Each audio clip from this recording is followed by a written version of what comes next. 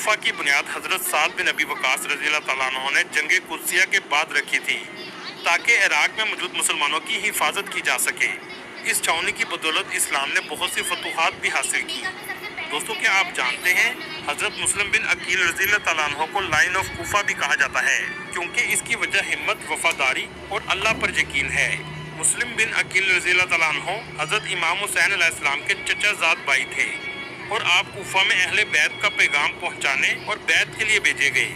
یہ نہایت نازک اور خطرناک ذمہ داری تھی جسے صرف ایسا شخص ہی انجام دے سکتا تھا جو بے مثال وفادار اور باہمت ہو۔ جب مسلم بن عقیل کوفہ پہنچے تو کوفہ والوں نے آپ کا ساتھ نہ دیا اور حالات تبدیل ہو گئے۔ یزید کے گورنر نے مسلم بن عقیل رضی اللہ تعالیٰ عنہ کو تنہا کر دیا۔ اس کے باوجود آپ نے اپنا موقف نہ بدلا کیونکہ آپ حضرت امام حسین علیہ السلام کے وفادار ساتھی تھے۔ آخرکار آپ کو شہید کر دیا گیا۔